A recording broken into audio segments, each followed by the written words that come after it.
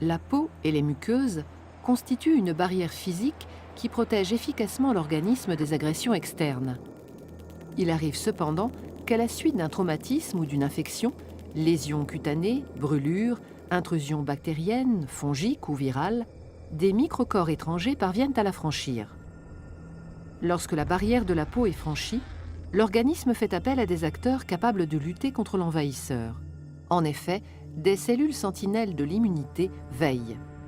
Circulant dans le sang ou la lymphe, ou résidant dans les tissus, les globules blancs qu'on appelle leucocytes sont capables de détecter les corps étrangers.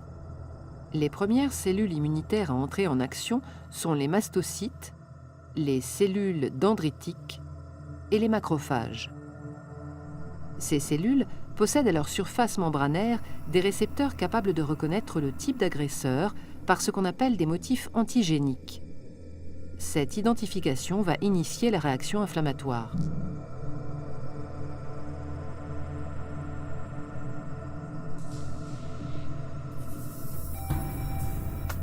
Après contact établi avec l'antigène, la cellule sentinelle libère des médiateurs chimiques, véritables signaux d'alerte pour l'ensemble du système immunitaire.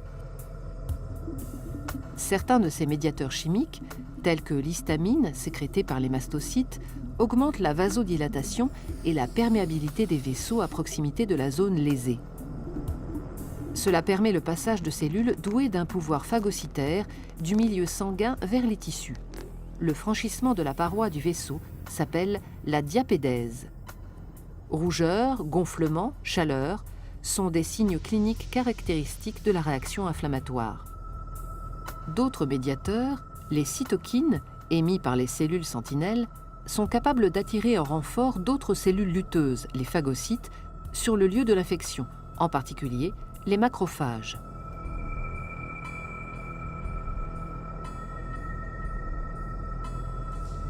Leur pouvoir phagocytaire leur permet de neutraliser activement le micro-organisme étranger et ainsi d'endiguer sa prolifération. Dans le cytoplasme, le microcorps étranger, soumis à l'action d'enzymes protéolytiques, est littéralement digéré.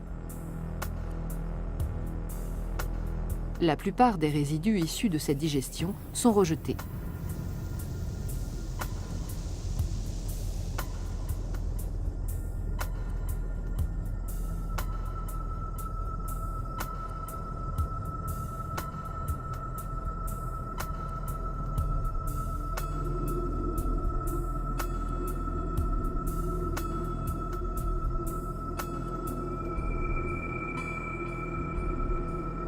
Parmi les cellules phagocytaires, les cellules présentatrices d'antigènes gardent un fragment de l'antigène qu'elles viennent de détruire.